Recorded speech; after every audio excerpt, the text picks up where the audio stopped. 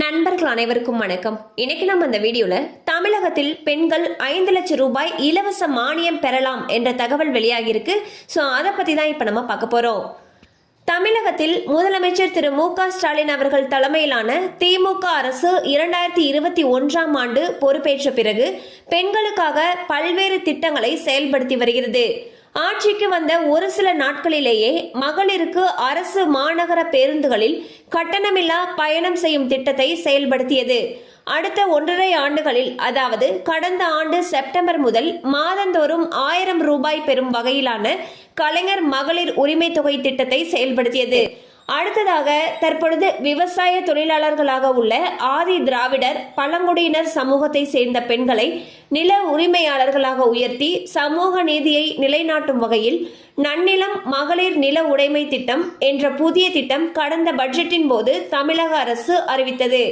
தமிழ்நாடு ஆதி திராவிடர் வீட்டு வசதி மற்றும் மேம்பாட்டு கழகத்தின் சார்பில் செயல்படுத்தப்பட உள்ள இந்த திட்டம் பெண்கள் விவசாயம் செய்வதை ஊக்குவிக்கும் விதமாக கொண்டு வரப்பட்டுள்ளது.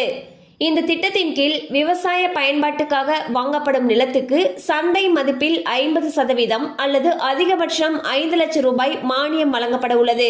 இந்த திட்டத்தின்படி ஆதி திராவிடர் மற்றும் பழங்குடியினர் அதிகபட்சமாக 2.5 ஏக்கர் நஞ்சை நிலம் அல்லது 5 ஏக்கர் புஞ்சை நிலம் வாங்கிக் கொள்ள அரசு அனுமதித்துள்ளது. இந்த 5 லட்சம் ரூபாய் மானியம் பெற என்னென்ன தகுதிகள் இருக்கணும்னு சொல்லியிருக்காங்க. அதை இப்ப பார்த்தரலாம். இந்த திட்டத்தில் பயன்பெற விரும்பும் விண்ணப்பதாரர் 18 முதல் 55 வயதுக்கு உட்பட்டவராக இருக்க வேண்டும். குடும்ப ஆண்டு வருமானம் 3 லட்சத்திற்கு மிகாமல் இருக்க வேண்டும். விண்ணப்பதாரருக்கு சொந்தமாக விவசாய நிலம் இருக்கக்கூடாது.